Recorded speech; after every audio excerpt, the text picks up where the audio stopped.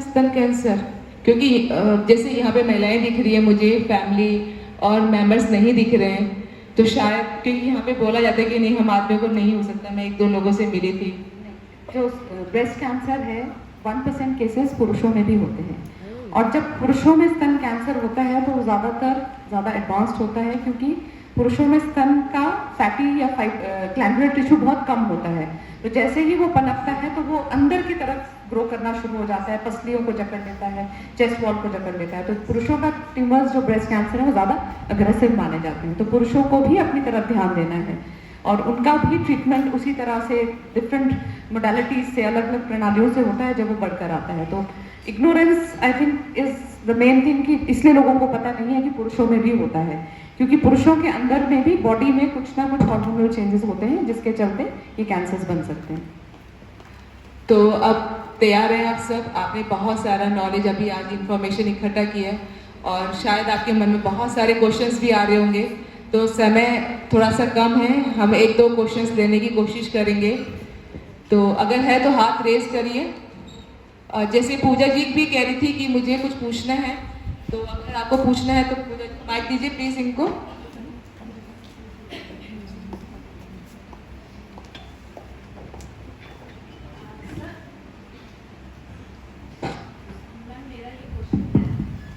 मेरा प्रश्न है कि जैसे किसी लेडीज को बार बार मिसकैरेज होता है, कि क्या वो रीज़न भी होता है ब्रेस्ट कैंसर का? क्योंकि प्रेगनेंसी टाइम में ब्रेस्ट में काफ़ी चेंजेस होते हैं, वो रीज़न भी हो सकता है क्या ब्रेस्ट कैंसर का? So, बहुत ही वैलिड क्वेश्चन है। Pregnancy is protective and miscarriages increase the risk. Multiple miscarriages भी रिस्क बढ़ाता है। प्रेगनेंसी में क्योंकि आपकी जो वो महीनों की साइक्लिकल हार्मोन सिक्रीशंस हैं वो कुछ समय के लिए थम जाती हैं, विराम आ जाता है, तो प्रेगनेंसी प्रोटेक्टेड है। तो जिन महिलाओं के ज़्यादा बच्चे होते हैं उनको स्तन कैंसर होने का रिस्क कम होता है। Not that I am advocating having multiple kids, but it is protective. Multiple pregnancies is protective for the breast cancer risk. पर दूसरी तरफ जिन महिलाओं के बहुत अधिक बच्चे होते हैं उनको सर्वाइकल कैंसर का रिस्क ज़्यादा होता है। तो इसलिए हर चीज़ मॉडरेशन। कोई और? कई बार रिपीट होता है कैंसर, प्रॉपर ट्रीटमेंट हुआ, कीमो हुई, लेकिन फिर भी रिपीट हो गया, उसका क्या रीज़न है? तो हमारा शरीर डायनामिक है। जैसे सर ने बताया कि आपका सेलुलर लेवल पे डीएनए में इफेक्ट आया है, तो डीएनए तो बॉडी के अंदर ही है। आपने तो उस उजागर कैंसर को ट्रीट किया, हमने डीएनए तो नहीं चेंज किया आपका, तो वो सेलुलर चेंजेस आ सकते हैं। कुछ महिलाओं में कुछ ऐसे ट्यूमर्स होते हैं जिनको कुछ दवाइयों से हम दबा सकते हैं, फ्यूचर में बीमारी आने के रिस्क को दबाया जा सकता है। बट कुछ कैंसर्स में ऐसा नहीं होता है। वो लोग जो तंबाकू लेते हैं, टोबैको यूजर्स होते हैं, उनमें कैंसर्स वापस आने का रिस्क सबसे ज़्यादा होता है। जो टोबैको यूजर्स होते हैं, अगर उनको एक कैंसर होता है तो उनको 25% रिस्क हमेशा आजीवन बना रहेगा कि उनको कोई नया कैंसर बन सकता है, क्योंकि सेल्स को हमने डैमेज कर दिया है अंदर से। बट अच्छी चीज़ ये है कि फ्यूचर में कुछ टेस्ट आ रहे हैं जहाँ सेलुलर लेवल पे हमें केवल एक रक्त जांच से ही पता लगने लग जाएगा कि हमारे सर्कुलेटिंग डीएनए में ट्यूमर सेल्स हैं, तो हम उनको टारगेट कर पाएंगे। कुछ ट्रीटमेंट शायद और भी इवॉल्व होगी इस कंटेक्स्ट में।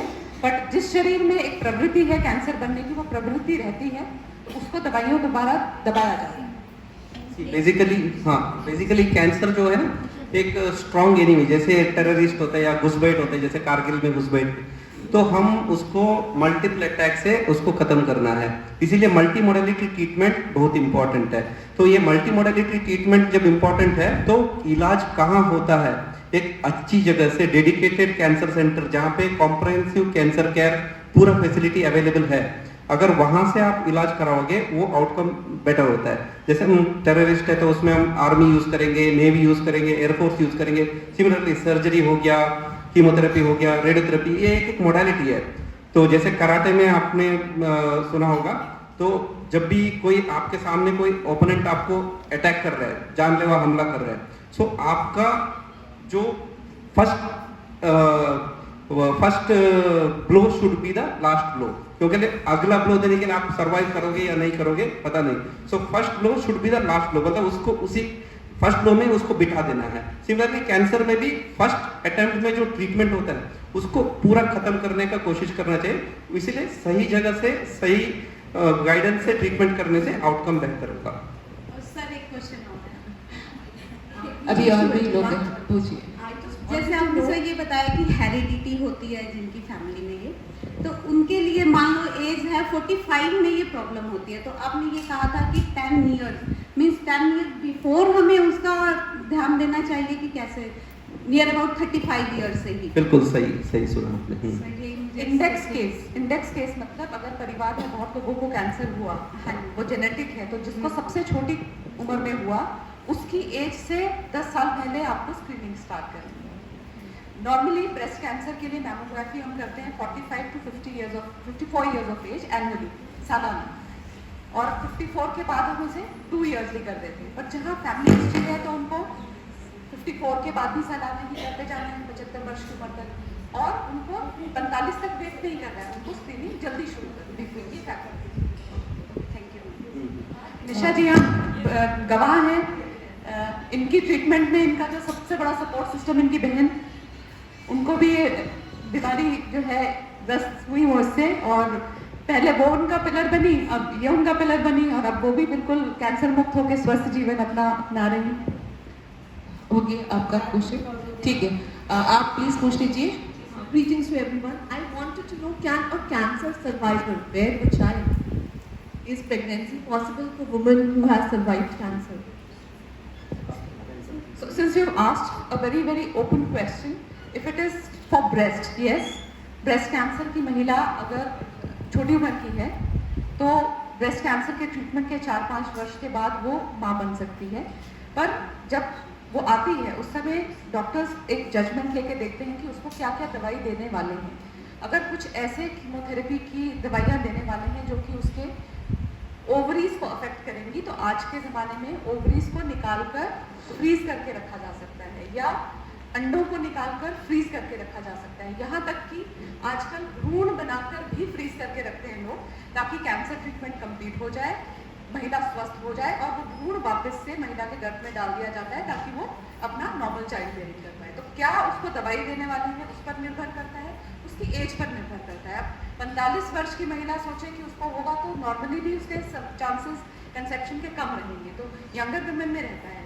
बट सपोजिंग कैंसर हुआ है बच्चेदानी में, तो बच्चेदानी में यदि सर्जरी कर दिया गया है तो गर्भ धारण नहीं होगा, सरोगेसी ही करनी पड़ेगी, या रेडिएशन दिया गया है तो गर्भ धारण करने के चांसेस कम रहते हैं। तो निर्भर करता है कि कौन सी साइड को ट्रीटमेंट दी जा रही है और आपका सर्वाइवल क्या है। कि कुछ केसेस में डॉक्टर्स ही मना कर देते हैं क्योंकि हमें लगता है कि इस बीमारी से वापस आने का खतरा अत्यधिक है, तो फिर वो बीच की असमंजस की प्रेग्नेंट भी हो गई है या कैंसर भी साथ में है, वो बहुत ज़्यादा दुखदायी होता है। तो risk is judged at the time of presentation. जिस टाइम महिला आती है उसी टाइम हमारे जो फर्टिलिटी क्लिनिक्स होते हैं, ऑन्को फर्टिलिटी, वहाँ पे ये डिसीजन लिए जाते हैं कि क्या महिला आगे गर्भ धारण कर सकती है कि नहीं। बट मेडिकली फिजिकली कर सकती है। There are ways to do that. Assisted reproduction से, जो IVF वगैरह से, सरोगेसी से, बहुत ऐसे मीन्स हैं जिससे माँ बन सकती है महिला।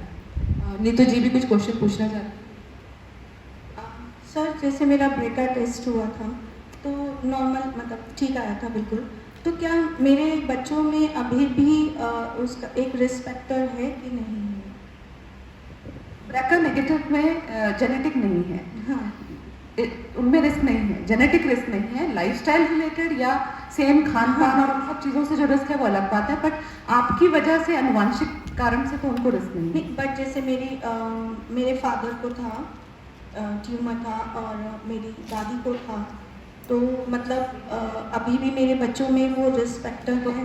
जैसे मैंने पहले कहा कि कुछ विशेषज्ञ होते हैं, जेनेटिक काउंसलर्स, आपको क्योंकि 3 परिवारजनों को था तो आपको उनसे मिलना चाहिए ताकि वो आपकी चार्टिंग करें, किस व्यक्ति को किस आयु में हुआ, कौन सी तरह का हुआ, क्योंकि कुछ ट्यूमर्स नहीं होते हैं, टोबैको रिलेटेड भी हो सकते हैं बाई चांस एक ही परिवार में। तो क्या वो सच में आपस में जुड़े हुए हैं, उसके बेसिस पे वो बताएंगे कि आपके बच्चों को रिस्क है। अगर रिस्क है तो उनको इस पर्टिकुलर एज के बाद ये टेस्ट अपने इस अंतराल पे कराएंगे। क्योंकि आप ऐसा तो नहीं कर सकते हो कि जो ऑर्गन जिसमें कैंसर हो सकता है उसको निकाल दें, बट आप ये कर सकते हो कि क्लोज मॉनिटरिंग कर सकते हो ताकि खुदा ना खास्ता कुछ हो तो वो जल्दी पकड़ में आ जाए।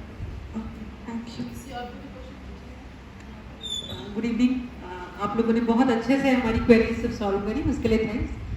मेरा क्वेश्चन ये था मैम कि ब्रेस्ट कैंसर पोस्ट ट्रीटमेंट के बाद भी रिपीट हो सकता है? हाँ, आप ये कहना चाह रही हैं कि क्या स्तन कैंसर दोबारा स्तन में आ सकता है? तो उस स्तन में भी रिस्क तो बना रहता है, इसीलिए हम जांचें कराते रहते हैं। और ऑपोजिट ब्रेस्ट, क्योंकि आपका शरीर तो एक ही है, एक ब्रेस्ट में उत्पन्न हुआ पर दूसरे ब्रेस्ट में भी सेम ही रिस्क फैक्टर्स रहे हैं, तो रिस्क रहता है। तो उसी के लिए मैमोग्राफी ट्रीटमेंट के बाद भी सालाना की जाती है, और उसके दौरान बीच में भी हम ऑलमोस्ट हर 3 महीने पे जांचों के लिए बुलाते हैं और अपने जांच के द्वारा, क्लिनिकल एग्जामिनेशन के द्वारा दोनों स्तनों को चेक करते रहते हैं कि वो वापस ना आए।